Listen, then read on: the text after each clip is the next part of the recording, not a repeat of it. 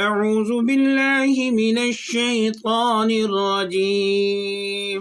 بسم الله الرحمن الرحيم. يا أيها الذين آمنوا إذا تداينتم بدين إلى أجل مسمى فاكتبوه، وليكتب بينكم كاتب بالعدل ولا يأب كاتب أن يكتب كما علمه الله فليكتب، وليملل الذي عليه الحق وليتق الله ربه ولا يبخس منه شيئا، فإن كان الذي عليه الحق سفيها أو ضعيفا أو لا يستطيعون أن يمله فليملل وليه بالعدل، واستشهدوا شهيدين من رجالكم فإن لم يكونا رجلين فرجل وامرأتان ممن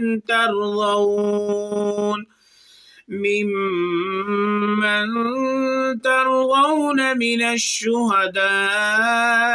أن تضل إحداهما فتذكر إحداهما الأخرى، ولا يأبى الشهداء إذا ما دعوا ولا تسأموا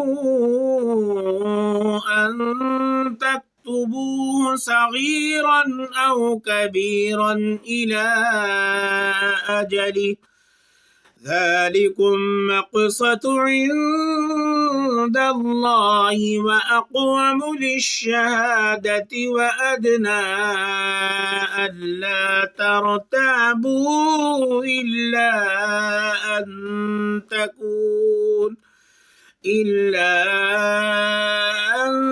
تكون تجارة حاضرة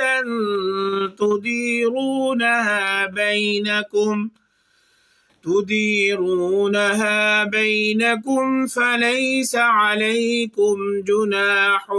ألا تكتبوها، وأشهدوا إذا تبايعتم ولا يضار كاتب ولا شهيد، وإن تفعلوا فإنه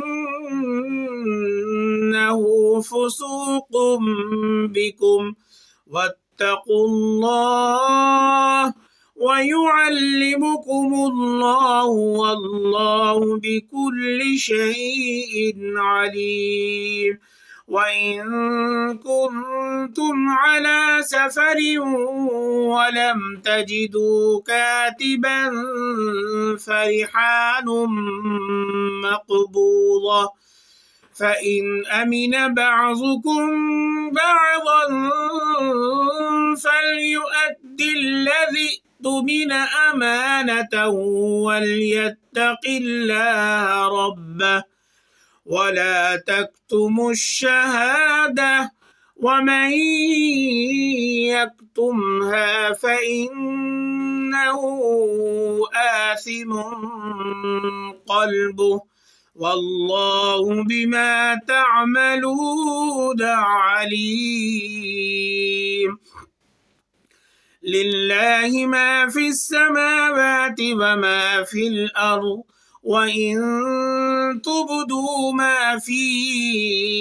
أنفسكم أو تخفوه يحاسبكم به الله فيغفر لمن يشاء ويعذب من يشاء، والله على كل شيء قدير. آمن الرسول بما أنزل إليه من ربه والمؤمنون كل آمن بالله وملائكته وكتبه ورسله لا نفرق بين أحد من رسله وقالوا سمعنا وأطعنا غفرانك ربنا وإليك المصير لا يكلف الله نفسا إلا وسعها لها ما كسبت وعليها ما اكتسبت ربنا لا تؤاخذنا إن نسينا أو أخطأنا ربنا ولا تحمل علينا إصرا كما حملته على الذين من قبلنا ربنا ولا تحملنا ما لا طاقة لنا به واعف عنا واغفر لنا وارحمنا أنت مولانا فانصرنا على القوم الكافرين صدق اللہ العظیم۔ الحمدللہ آج سورۃ البقرہ مکمل ہو چکی ہے اور کل سے انشاءاللہ سورۃ آل عمران شروع ہوگی، اور انشاءاللہ میں اسی طرح ترتیب کے ساتھ کبھی 2 رکوع، کبھی 4، کبھی 5، کبھی 6، اور انشاءاللہ اسی طرح ترتیب سے سناتا رہوں گا، پڑھتا رہوں گا، اور انشاءاللہ ایک دن ضرور قرآن پاک کو مکمل کروں گا۔ میرے دیکھنے والے، میرے سننے والے، میرے مائیں بہنیں بیٹیاں جو مجھے میری تلاوت کو سنتی ہیں، اللہ پاک ان کو سلامت رکھے اور میری بھی زندگی میں برکت عطا فرمائے۔ دعا بھی کیا کریں، اللہ تعالیٰ اس قرآن پاک کو مکمل کرنے کی توفیق عطا فرما دے۔ اور میں آپ سب سے گزارش کروں گا کہ میرا چینل محیط اسلامک کو جن بہن بھائیوں نے، جن حضرات نے ابھی تک سبسکرائب نہیں کیا تو وہ ضرور سبسکرائب کریں، اور جو ہے صدقہ جاریہ کی نیت سے اس ویڈیو کو آگے شیئر بھی کیا کریں۔ آپ لوگ اس نیت سے اس ویڈیو کو آگے شیئر کریں گے تو انشاءاللہ اس کا آپ کو فائدہ ہوگا